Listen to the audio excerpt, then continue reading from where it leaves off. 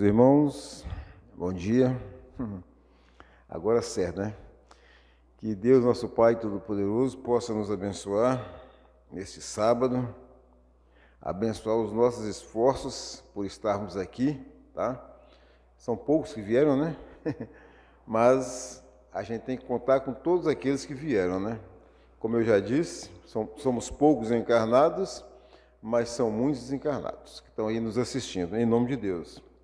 Eu quero falar aqui o seguinte, o tema de hoje é sobre a questão das bem-aventuranças, mas eu pensei numa coisa interessante que a gente pode colocar também junto com as bem-aventuranças do Mestre Jesus. Nós vamos falar de todas elas, mas o que eu quero falar é o seguinte: bem-aventurados todos aqueles que têm esperança.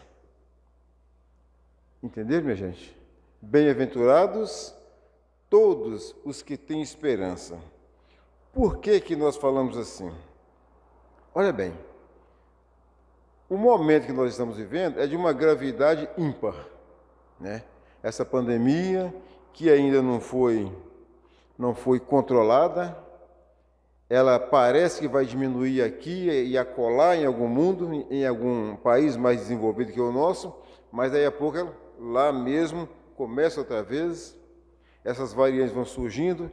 Então só Deus, nosso Pai mesmo, que poderá um dia determinar o dia que isso vai acabar. No ano de 1918, quando existiu a gripe espanhola, que matou milhões e milhões de pessoas na Terra, um dia a gripe desapareceu. Simplesmente, ela desapareceu.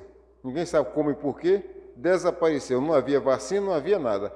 A única coisa que os cientistas da época recomendavam era a mesma coisa que os de hoje: distanciamento social. Né? Distanciamento social. Isso é a coisa mais importante. Hoje nós temos, além do distanciamento social, nós temos as máscaras, temos as vacinas, uma série de coisas, mas a gente ainda facilita muito. Então, nós que sabemos a gravidade do momento, temos que ter esperança, porque se não tivermos esperança, ninguém sabe onde é que a gente vai, onde é que todos nós, onde é que o mundo vai parar. E os destinos da Terra, eles se arrimam, se sustentam exatamente na esperança de alguns. A esperança de alguns, ou de muitos, ela se torna como assim, uma força poderosa que ajuda a minorar, a amenizar o que a gente tem de passar. Porque o que a gente tiver de passar, a gente não vai deixar, a gente não vai conseguir evitar, não é mesmo? Assim a esperança está aqui, nós colocamos aqui. O que é esperança?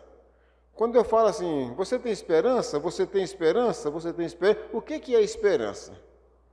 Né?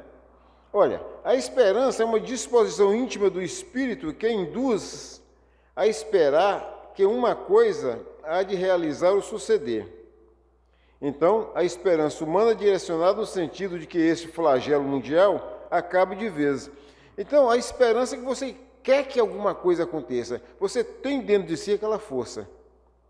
Você tem esperança que a saúde de seu ente querido vai melhorar. Você tem uma esperança muito grande que a pessoa que você ama não vai morrer de Covid ou de qualquer outra coisa. Isso é uma força íntima, não é? Isso gera uma energia poderosa que muitas das vezes o milagre ocorre. Lógico que quem tem de desencarnar, desencarna, não tem jeito. A morte vem de qualquer jeito, para quem tem de ir. Mas muitas das vezes a gente antecipa a morte da gente, né? Com o nosso desmazelo, vamos assim dizer, com a nossa desídia com a vida, com o nosso desleixo com a própria vida. A gente não pode ser desleixado. A gente tem que ter esperança, apesar de tudo. Hoje nós temos o quê? Nós temos as vacinas, nós temos toda uma ciência, e para que as pessoas, eu não sei se eles estão com muita esperança ou se perderam a esperança de vez e querem aproveitar a vida de qualquer jeito. Agora na nossa cidade vai ter uma festa aí, que está sendo programada uma festa aí, que vai ter milhares de pessoas, né? Vai ter um show. E aí? Não era nem para ter esse show. Não era nem para nós estarmos lá, mas muitos vão estar. Vai estar cheio de gente. Vai ser um teste.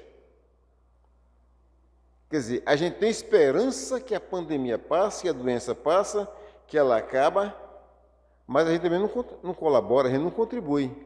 E aí? Em 1918, o Senhor da vida, ele acabou com a gripe.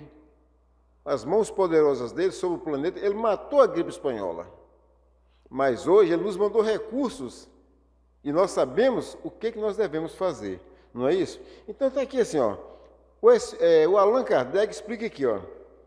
Fé raciocinada, de igual forma, é a esperança, de igual forma, a esperança tem de ser também raciocinada. Por quê? Só assim ela pode trazer o consolo de que isto também passará. Percebeu? Então você não basta ter fé em Deus, mas a sua fé também tem que ser raciocinada.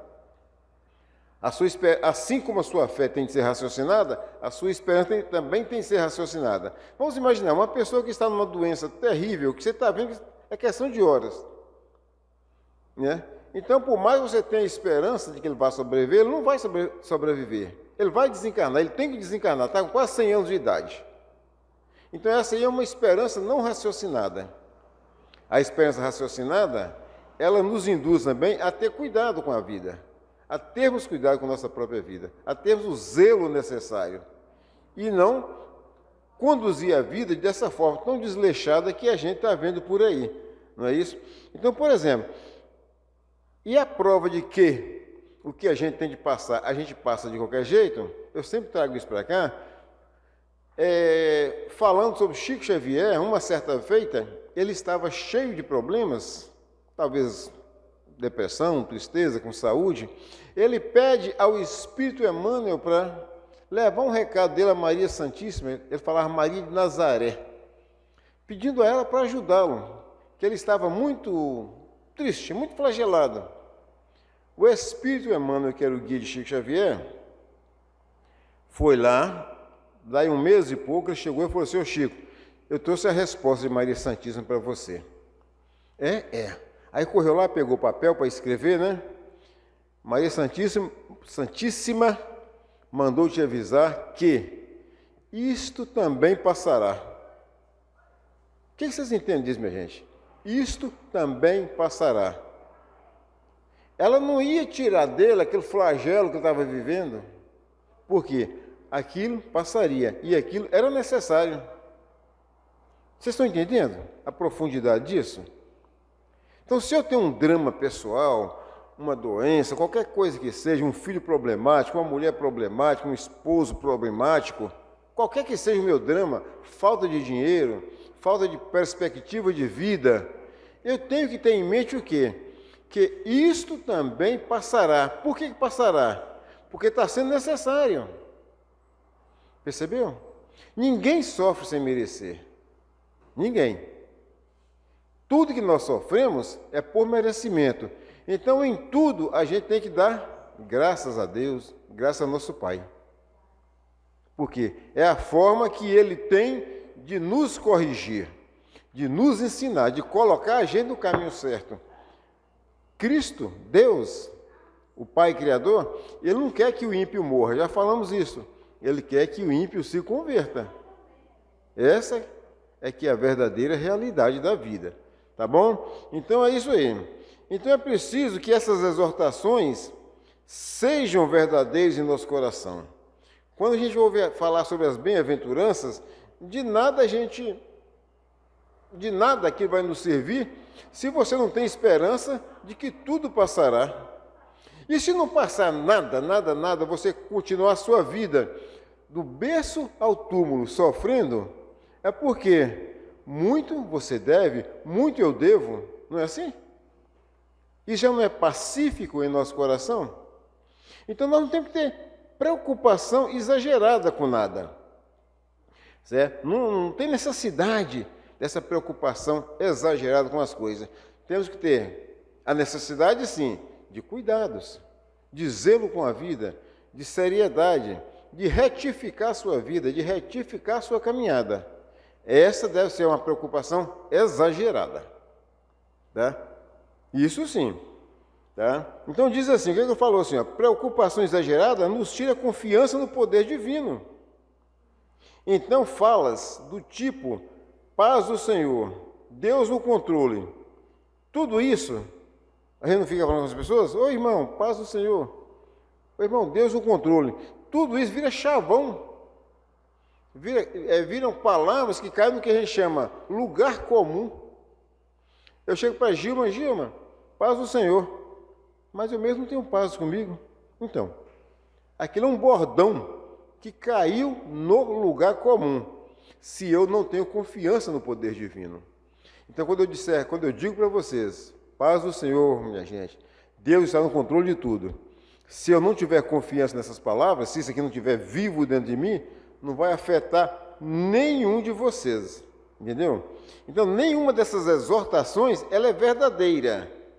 Quando é a pessoa que diz, que a fala, não tem aquela esperança verdadeira no coração. E a esperança, ela tem que advir de quê? Do conhecimento que a doutrina espírita já nos deu, de que nós estamos aqui, vivendo uma etapa, a vida é uma só, a vida é uma só. Essa é apenas uma encarnação.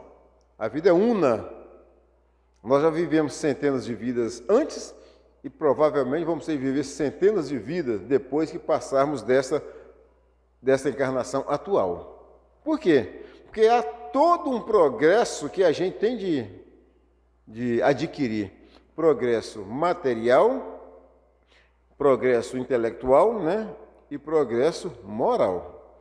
Principalmente o progresso moral. Entendeu, minha gente? Às vezes me pega assim, ó. Às vezes me pego pensando, será que Jesus receou a morte ou quis apenas nos deixar o exemplo de que a esperança, a fé no poder divino é algo necessário? Olha bem, muitas pessoas acham que o Cristo temeu a morte. Eu pessoalmente acho que não. Ele sabia que assim que ele desencarnasse, ele estava livre, liberto, e voltaria para o lugar de onde que ele veio, qual seja, o céu. Era para lá que ele viria. Ele sabia porque ele estava aqui. Ele tinha certeza de tudo. Pode ser também que ele tenha sentido um certo receio, também não sei. A gente não está no coração do Cristo, né? Mas o que tem que tirar daquela fala dele, Pai, se puderes, afasta de mim este cálice. O que tem que tirar disso aí, gente, é a confiança que ele tinha em Deus. Pai, se puderes, afasta de mim esse cálice, mas que seja feita a tua vontade.